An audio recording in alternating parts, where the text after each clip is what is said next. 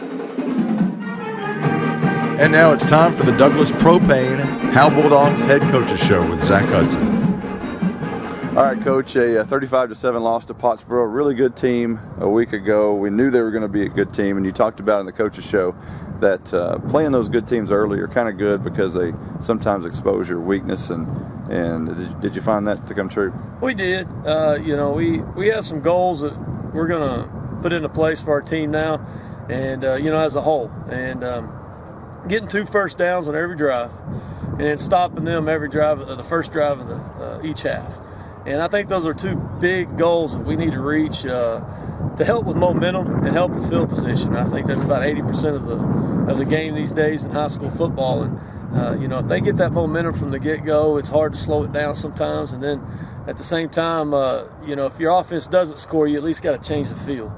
And, we struggled with that the other night, and you cannot struggle with that against a great football team. So, my hat's off to them. They did a good job, but, there's some little things in there that our kids and our coaches, we can look at and fix and do better. So next time we play, it's a different turnout.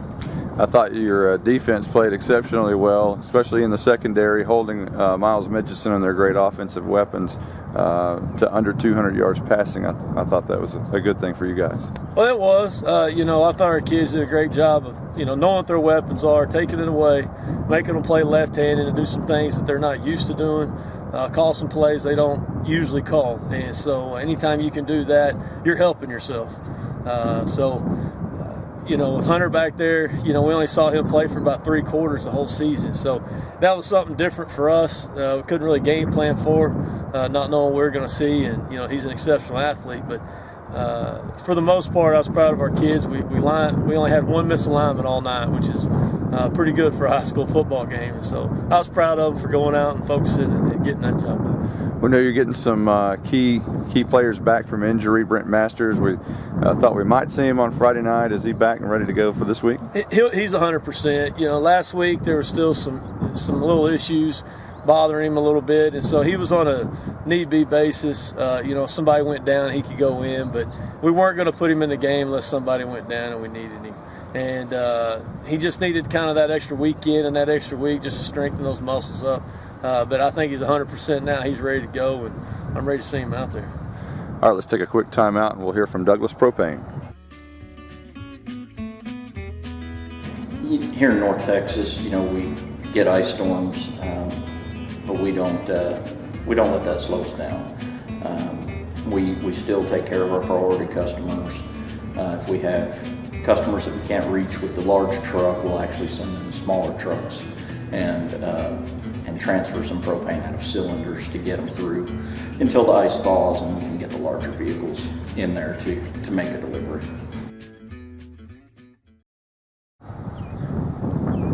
Coach, the big Silver Spike week, which is sometimes can be a headache for coaches because of all the distractions. Had a parade on Saturday. Van Alstyne had a community pep rally Wednesday night. I guess it's one of those things where maybe it's odd to have a parade after a loss, but maybe that's one way to say that game's over and let's start a new week. Well, we watched film with our kids on Saturday, and we're done about 10:45, 11 o'clock. And at that time, we go through stats and we watch film and things like that with our kids. And then coaches know, players know that the previous week's over with. And so the parade for us was a good time to spend some time with each other. We didn't have to sit there and talk about the game and what we did right and what we did wrong, but we could just kind of hang out with each other a little bit with the coaches and the players. But the rivalry's a little different for especially coaches that don't grow up here, but players, unless they had parents and grandparents that have lived here that were around for that rivalry when it was bigger. They haven't really been in our district, haven't played them in a couple of years, and so it's kind of lost its luster a little bit with the players. But everybody knows it's important. It's everybody knows this town cares. Everybody knows that they're 7 miles down the road, and there's some pride there that needs to be taken care of. So, we all know it's important. It's a little different, but it is important. Well, let's kind of talk about that rivalry a little bit because, as you mentioned, it's not really that big a deal with the kids growing up. It's really more for the old timers and fans these days. But the kids, they just really don't have that connection playing against them every year, do they? Well, geographically, they're 7 miles away, but they seem to go south in all the regions in the district. And, sometimes we're in a whole different region than them in other sports. But, lately in the last, years, a few years that, they've realigned, we've been in another district. They've been in a bigger district than we have, so they weren't even on the radar. We didn't play them. And most of the time we always go north towards the river and for all our districts. So it's one of those things where it just turns out the way it is, and there's no really explanation for it. They are 7 miles down the road, and our kids know their kids just like they know ours, and parents know everybody and stuff like that. So there's still a sense of urgency and some importance to that game. Well, what we do know about Van Alstyne is they have a running back who has over 800 yards coming into the contest tonight, and I would imagine that's one of your keys. He is. Levi's done a great job.